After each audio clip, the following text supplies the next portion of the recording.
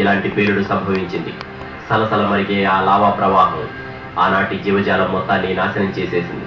ఇప్పటికిప్పుడు మానవాడికి ఎలాంటి ప్రమాదం లేకపోయినా ప్రపంచానికి ఆయుష్ తీరిపోయే సమయం ఆసన్నమైనప్పుడు జరిగే పరిణామాల్లో ఇది కూడా ఒకటి. నదులు, సముద్రాలు రక్తంతో నిండిపోయి జీవులన్నీ మరణిస్తాయని, అది యుగాంతానికి దారితీస్తుందని 6వ రహస్యం చెబుతోంది. 2005లో ఫ్లోరిడా తీరంలో కొన్ని వందల వేల జలచరాలు చనిపోయి ఒడ్డుకు కొట్టుకు వచ్చాయి. తర్వాత 2 ఏళ్లకి కాలిఫోర్నియా దక్షిణ తీరంలో ఇదే సంఘటన పునరావృతమైంది. ఈ పరిణామం బైబిల్లో చెప్పిన విషయాలను గుర్తు చేస్తున్నా నీరు రక్తంగా మారటం ఎలా సాధ్యమన్న సందేహం మాత్రం చాలా కాలం అలాగే మిగిలిపోయింది. కొంతమంది ఉద్దేశంలో రక్తం అన్న పదం మరణానికి, అనర్థానికి ప్రత్యేకలా మాత్రమే ఉపయోగించబడింది. విషతుల్యమైన పదార్థాలతో నీటి వనరులు నిండిపోయి ప్రాణుల మనుగడకి ప్రమాదకరంగా పరిణమిస్తాయన్నదే బైబిల్ ఉద్దేశం కావచ్చు. అయితే సముద్రాల తీర ప్రాంతంలో కొంత భాగం వరకు నీరు ఎరుపు రంగులోకి మారడం, పర్యవసానంగా జీవులు మరణించడం కొత్త విషయమేం కాదు. భూమిపై జీవజాలం పుట్టుకకి ఊపిరిలూదిన నీరు అది అంతరించిపోవడానికి ఎలా కారణమవుతుందన్నది మొదట్లో అర్థమయ్యేది కాదు. కానీ బయాలజిస్టులు ప్రస్తుతం ఈ దృగ్విషయానికి కారణాలను వివరించగలుగుతున్నారు. తీర ప్రాంతాల్లోని నీటిలో ఉండే అల్జీ అనే ఏకకణజీవి విషంలా పనిచేసే పదార్థాన్ని తయారు చేస్తుంది. దీని పరిమాణం పెరిగినప్పుడు అది ఎరుపు రంగులోకి మారి నీటిలో కలిసిపోతుంది. పాట్మోస్ ఐలాండ్ కి సమీపంలో ఉన్న ఏజియన్ సముద్రానికి ఇలాంటి రెడ్ టైడ్స్ ఏమాత్రం కొత్త కాదు. రుధిర వర్ణంలో ఉండే ఈ అల్జీతో నిండిపోయిన నీటిని తాగినా, ఆ విషాన్ని కడుపులో నింపుకునే షెల్ ఫిష్ లాంటి చేపల్ని ఆహారంగా స్వీకరించిన మానవుల దేహంలో విపరీత మార్పులు వస్తాయి. మెదడు దెబ్బతిని జ్ఞాపక శక్తిని కోల్పోతుంది. పక్షవాతం, శ్వాసకోశ సంబంధ వ్యాధులు శరీరమంతా వ్యాపిస్తాయి. ఈ విషయం మోతాదు ఏమాత్రం పెరిగినా అది దేహంలో చేరిన జీవి నిమిషాల్లో మరణించడం ఖాయం.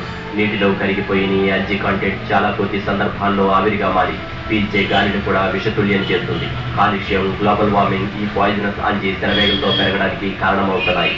దీనితో ప్రపంచంలోని భూఖండాలను చుట్టుముట్టిన సముద్రాలన్నీ ఉష్ణ రక్త కాసానాలుగా మారే రోజు దగ్గరలోనే ఉంది. విరిగి పడిపోతున్న హిమశిఖరాలు, రాను రాను మరింత విజృంభిస్తున్న హరికేన్లు, జంఝామారుతమై దూసుకొస్తున్న టోర్నడోలు, ఋతువులతో సంబంధం లేని అనావృష్టి, ముందెన్నడూ లేనంత స్థాయిలో అంతరించిపోతున్న జీవజాలం, వీటన్నిటికీ కారణంగా చెప్పదగిన ఒకే ఒక అంశాన్ని పట్టుకోవడం కానీ, ఈ పరిణామాలు ఏ దిశగా దారితీస్తున్నాయన్న అంచనా వేయడం కానీ ఎవరూ చేయలేకపోతున్నారు.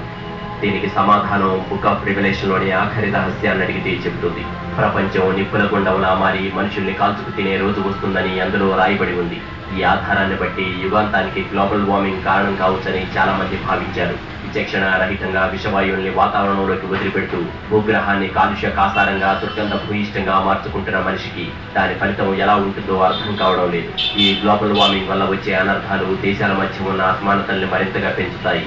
కొత్త కొత్త ఆవాస ప్రాంతాలను వెతుకుతూ వాటి కోసం పోటీ పడాల్సిన అవసరం ఏర్పడుతుంది. 11వ శతాబ్దంలో జరిగిన క్రూసేడులు, ఆ తర్వాత ఆధునిక యుగంలో వచ్చిన ప్రపంచ యుద్ధాలు ఏమాత్రం సరిపోగలేని రీతిలో ఒక భయంకరమైన యుద్ధం వస్తుంది. ఇంతకు ముందు మనం చెప్పుకున్న 3వ ఆస్తికుడి ప్రభావంతో యుద్ధోన్మాదం కరాళ నృత్యం చేస్తుంది. మనిషి అనే ఒక ప్రాణి ఉండేవాడిని ప్రపంచం మర్చిపోయేంతగా జరిగే విధ్వంసంతో యుగాంతం అనే అధ్యాయం పరిసమాప్తమవుతుంది.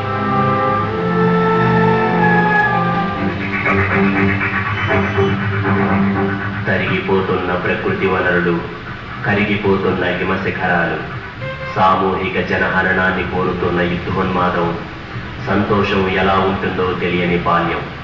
అందమైన ఈ భూగోళానికి ఇవి మనమిచ్చిన కానుకలు. మరణ శాసనాన్ని లిఖించుకోవడానికి గుబిళ్ళూరుతున్న మనిషికి మానవాతీత శక్తులు, మతం మిగిల్చిన గుర్తులతో పని లేదు. యుగాంతం సమీపిస్తుందని భయపడే అర్హత లేదు.